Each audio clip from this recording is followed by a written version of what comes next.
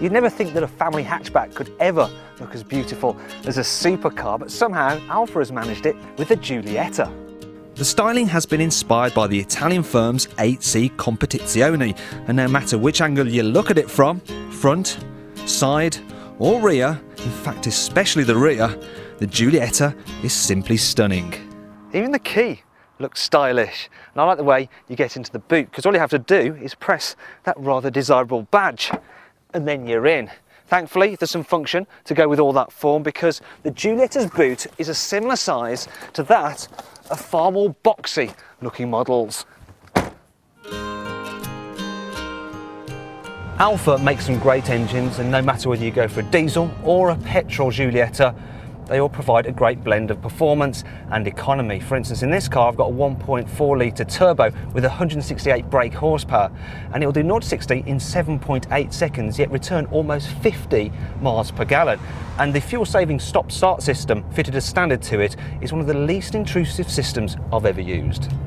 In fact, the engine is so good, it's won an award. But that's not all. This Alfa is also a leader when it comes to safety, because it has the highest Euro NCAP crash test score in its class. As you'd expect, on a twisty road, the Giulietta handles well. It's pretty comfy too, although be warned of the Veloce model because it has sport suspension, which is a bit stiffer. The only problem I have is that the whole experience is spoiled somewhat by something called the DNA system, which allows you to alter the car's throttle response and steering weight using this rather naff looking switch down here.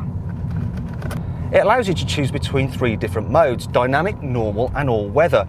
The only trouble is there's no kind of happy medium between them. For instance, in dynamic mode, the steering feels overly heavy and artificial, but if you go into normal mode, then the throttle response is curtailed. And let's face it, you don't buy a turbocharged Alfa Romeo to kind of limit its performance.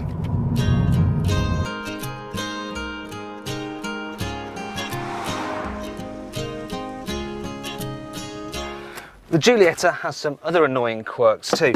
For instance, these heater vents, they're very flimsy and they look like they've come out of the 80s. And these toggle switches up here, which are very prominent, 1, 2, 3, 4 actually do something, and the 5th one is there to remind you that you couldn't afford to buy xenon headlamps. Fit and finish isn't great either. I mean, look at this.